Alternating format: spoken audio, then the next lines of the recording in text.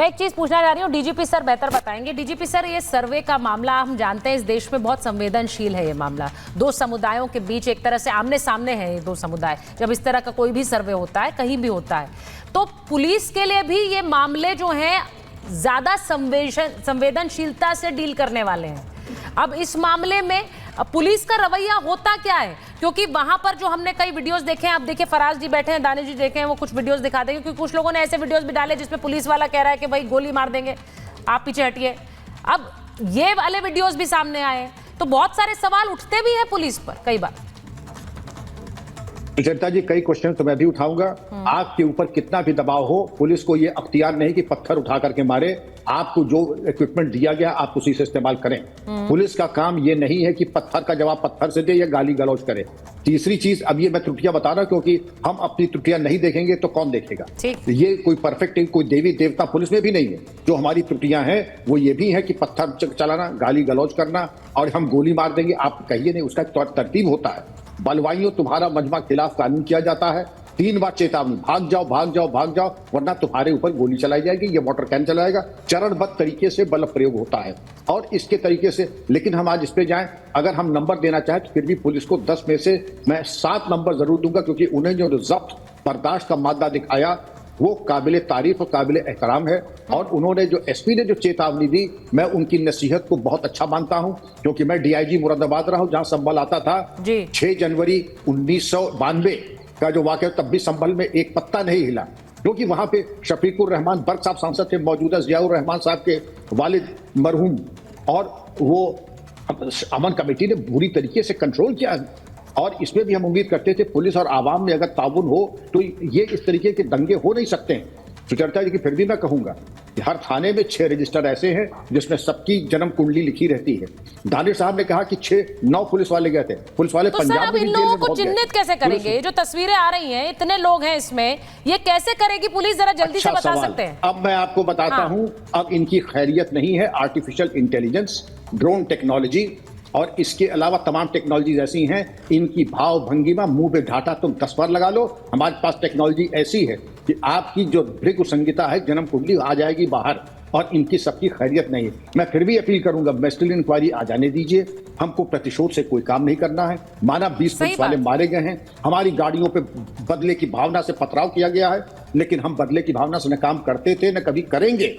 लेकिन बच्चों को नसीहत देना ये हमारा काम है। मैं नहीं चाहता भी नहीं चाहिए, क्योंकि जो तस्वीर में दिखा भी रही हूं ना डीजीपी सर, इसमें पुलिस के वाहनों को ही टारगेट किया गया है।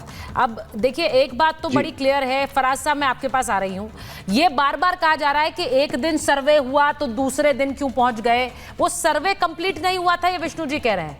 मेरा सवाल सिर्फ ये है कि अगर कोर्ट का एक ऑर्डर है, उस पे सर्वे है, अगर सर्वे को मैं मान सकती हूं कि आप उसे गलत मानते हैं, या फिर आपके साथ साथ आपके सांसद गलत मानते हैं, जियाउर रहमान साहब, तो उसका मतलब यह है कि आप उस कार्रवाई के खिलाफ बयानों के जरिए लोगों को इतना भड़का दे कि यह हिंसा हो जाए। सुचारिता जी, अब आपसे मेरी रिक्वेस्ट है कि मुझे अब आप सुनिएगा। बिल्कुल सर, बिल्कुल, जितना भी आप मुझे टाइम देंगी। बोलें। देखिए, हम सबसे पहले तो बात करेंगे, मनीष भाई ने भी बात की ना कि हम गरीब मुसलमानों के हाथ में पत्थर दे देते हैं, हमारे बच्चे तो विदेश में पढ़ रहे हैं।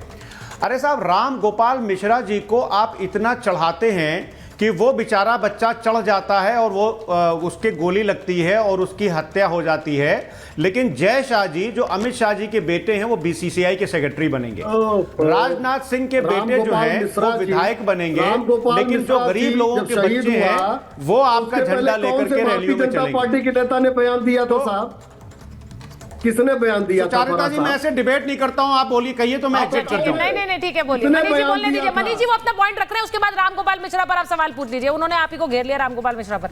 एक मिनट बोलने दीजिए, उन्हें अपना पॉइंट रखने दीजिए। वो एक बार अपनी बात कंप्लीट, फराज साहब बात कंप्लीट कर लें, आप उसके बाद बोलिएगा। हाँ, फराज जी बोलिए। तो बहरहाल भारतीय जनता पार्टी के जो लोग हैं, अगर आप देखिएगा तो सबसे ज्यादा परिवारवाद भारतीय जनता पार्टी में है, और इनके बच्चे अब्रॉड पढ़ रहे हैं, एमपी एमएलए हैं, बीसीसीआई में सेक्रेटरी हैं, और एक गरीब बच्चे के हाथ में ये झंडा दे करके उसको रैलियों में भेज देते हैं ताकि वो पत्थर खाए, उसकी गोली लगे, उसकी हत्या हो जाए। दूसरी बात, सुचारिता जी, जरूरी बात मैं बोल रहा हूं जी, ये एक माननीय मुख्यमंत्री जी का एक 15 सेकंड का वीडियो है, सुनिएगा जरूर इसको। दंगा हो जाएगा, हमने कहा एक बार आर पार हो ही जाए, देखा जाएगा। प्रदेश के मुखिया अगर ये बोलेंगे कि दंगा हो जाएगा अगर, तो हमने कहा कि आर पार हो जाए देख ही लेंगे, तो जनता जो है उसका क्या मैसेज लेगी? माननीय मुख्यमंत्री जी इस प्रदेश के मुखिया हैं, हमारे भी मुख्यमंत्री हैं, आपके भी मुख्यमंत्री हैं, मनीष शुक्ला जी के भी मुख्यमंत्री हैं। अगर प्रदेश का मुख्यमंत्री ये बोलेगा तो जनता के ऊपर सही मैसेज सुचारिता जी नहीं जाएगा। आप हमारे ऊपर दंगा भड़काने का इल्जाम लगा रही है, इस वीडियो आप वीडियो यूट्यूब पे डालिए, सुन लीजिएगा। और आगे मुख्यमंत्री जी इसी वीडियो में क्या बोलते हैं? मैं आप पर आरोप नहीं लगा रही हूं फराज जी। फराज जी आप पर आरोप नहीं है, ये आरोप आपके सांसद पर है और वो लगेगा क्योंकि उनके खिलाफ एफआईआर हुई है। वो आप ही के सांसद हैं, एफआईआर हुई है। और रामगोपाल मिश्रा का जिक्र आपने कर दिया। रामगोपाल मिश्रा की बात करके आप मुझे लगता है खुद खटगरे में खड़े हो जाएंगे, क्योंकि रामगोपाल मिश्रा की भी हत्या जिस तरह से बर्बर तरीके से हुई थी, उस हत्या पर बोलने वाला एक नेता नहीं था। उनका नाम लेकर ये बयान देने वाला कि हत्या के पीछे जो लोग हैं वो जेल जाए, ना अखिलेश यादव थे ना असदुद्दीन ओवैसी थे, लेकिन यहाँ पर 4 मौत पर बोलने वाले उसी दिन खड़े हो गए। तो रामगोपाल मिश्रा का नाम मत लीजिए क्योंकि उसमें आप ही फंसेंगे सर। गलत बोल रही हैं आप। अच्छा ठीक है, मुझे सही बता दीजिए, सही बता दीजिए किसने बोला था? नहीं फंसेंगे सुचारिता जी। किसने बोला था बताइए? सुचारिता जी बिल्कुल नहीं फंसेंगे। रामगोपाल मिश्रा के हत्यारों को जेल पहुंचाने की बात किस नेता ने की थी? आपके नेता ने। उनको सख्त से सख्त उनको सजा मिलनी चाहिए। कब बोला था सर? कब बोला था? कब बोला था फराज जी? रामगोपाल मिश्रा की हत्या हुई उसके बाद इतनी डिबेट्स तो मैंने कर ली, एक नेता का बयान नहीं आया था कि उसके हत्यारों को जेल में डालिए। क्या बात कर रहे हैं आप फराज जी? सुचारिता जी क्योंकि वो सूट नहीं कर रहा था पॉलिटिकली। मैं अपने बयान दिखा दूंगा, मैं ऑफिशियल। अरे सुचारिता जी सुनिए, मैं ऑफिशियल प्रवक्ता हूं समाजवादी पार्टी का, मेरा बयान था, मेरा भी बयान था। मैंने बोला था कि अगर जिसने भी उसकी हत्या की है उसको सजा मिलनी चाहिए। क्या बात कर रही हैं आप? और मुझे आप पूरा ही नहीं करने दे रही हैं सुचारिता जी। बड़ी शिकायत है आपसे आज मुझे। नहीं, मैंने शिकायत की जब बात बोला नहीं आपने है सर। इंटरप्ट कर दिया, मेरा तो फ्लो टूट जाता है पूरा। तो सर फिर थोड़ा सा फ्लो तो बनाइए, डिबेट्स में तो ऐसा होता रहता है। चलिए आगे बोलिए। तो अब मैं जो बात कह रहा हूं, माननीय मुख्यमंत्री जी का मैंने आपको वीडियो सुनाया।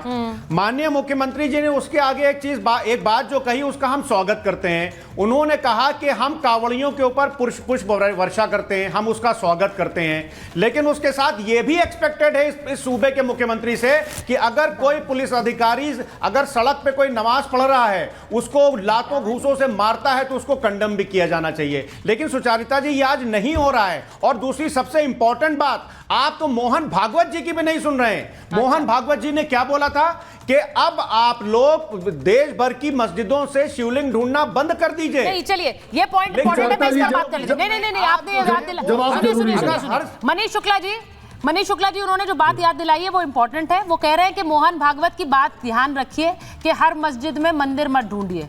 इस पर कुछ विचार कर रहे हैं आप? देखिए सुचारिता जी, मैं 2 बातें कहूंगा इस पूरे प्रकरण पे। हरिहर मंदिर वर्सेस जामा मस्जिद में DGP sir, Bharatiya Janata party राष्ट्रीय स्वयंसेवक संघ पार्टी नहीं है।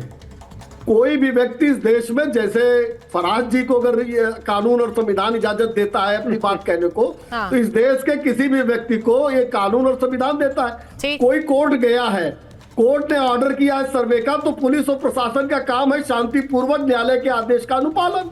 ठीक है, तो वहां तो पुलिस और प्रशासन अनुपालन करा रही थी, तो इसमें भागवत जी कहां से आ गए? भारतीय जनता पार्टी, विश्व हिंदू परिषद या कोई और जो हमारे परिवार से संबंधित कोई व्यक्ति कोर्ट गया हो उसने इस बात को कहा हो? हाँ, लेकिन राज्य में हमारी सरकार है, आदेश अगर न्यायालय का होगा, जो भी आदेश होगा उसका अनुपालन कराएंगे।